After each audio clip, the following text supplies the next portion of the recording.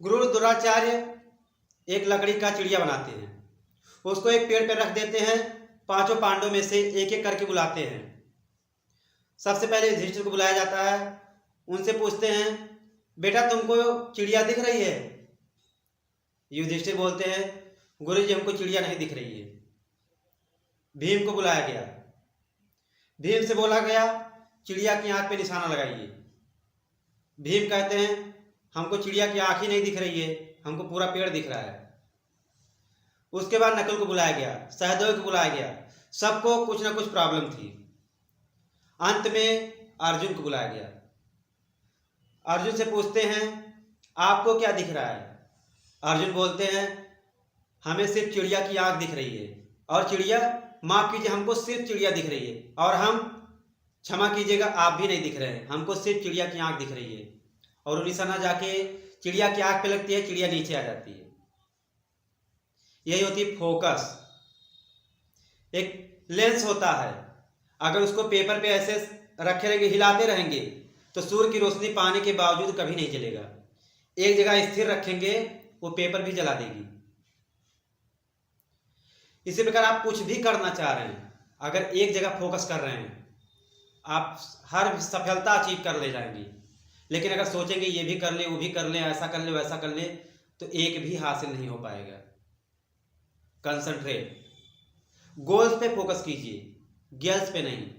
इस समय लोग गोल्स पे नहीं, गेल्स पे ज्यादा फोकस कर रहे हैं। जब गोल्स फोकस करोगे तो गेल्स तो अपने आप मिल जाएंगे। एक ठेकेदार के अंदर कई सारे मजदूर काम कर रहे होते हैं।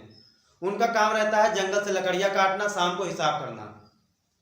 धीरे धीरे इन लोगों का काम अच्छे से चलता रहता है। उसमें से एक मजदूर का नाम जतिन है, जिसका एक दोस्त उनसे मिलने आता है। वो भी काम की तलाश में भटकता रहता है। जतिन ही अपने ठेकेदार से कह के उस श्यामू को, जिसका जतिन का मित्र है श्यामू, उसको काम दिलाता है।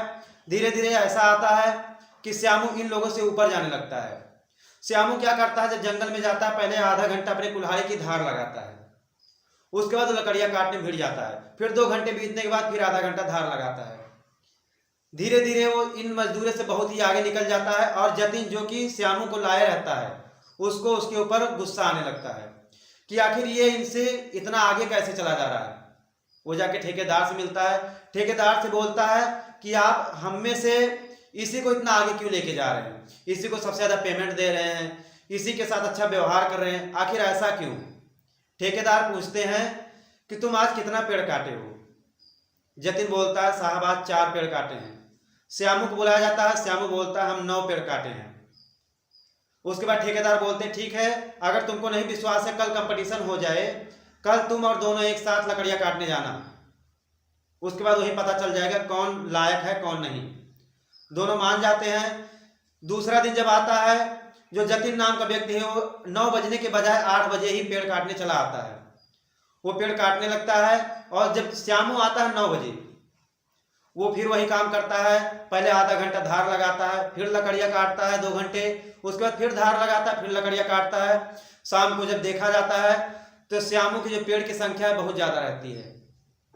अब जतिन परेशान हो जाता है। ठेकेदार के सामने जतिन उससे पूछता है कि आखिर तुम ऐसा कैसे कर लेते हो कि भी नए नए आए हो, उसके बाद हमसे भी ज्यादा पेड़ तुम काटने लगे हो, कैसे? श्यामू पूछता है कि ठेकेदार जी से पूछ लीजिए। ठेकेदार मुस्कुराते हैं और बोलते हैं, जतिन तुमने पिछली बार अपने कुल्हाड़ी की धार कब तेज की थी? जतिन को कुछ मालूम नहीं रहता है। वो कहता है, मुझे मालूम नहीं। उसके बाद श्यामू और ठेकेदार दोनों मुस्कुराने लगते हैं। श्यामू बोलता है, मैं जब लकड़ी काटने जाता हूँ, सबसे पहले आधा घंटा धार लगाता हूँ, उसके बाद फिर लकड़ी काटता हूँ, 2 घंटे बाद फिर धार लगाता हूँ। जब आपको ये नहीं मालूम है कि आप अपने कुल्हाड़ी की धार कब तेज किए थे, तो आप कितनी सारी लकड़ियां काटोगे? आपकी जो कुल्हाड़ी की धार है मर चुकी है। जतिन शर्मिंदा हो जाता है। ठेकेदार और श्यामू से माफी मांगता है। अब वो ढेर सारे परिश्रम करके वैसे ही वो भी काम करने लगता है। धीरे धीरे वो भी डेवलप करने लगता है। अब आप लोगों से हम पूछते हैं, आपने अपने दिमाग को बढ़ाने के लिए, अपने बुद्धि को डेवलप करने के लिए अपने दिमाग की धार कब तेज की थी?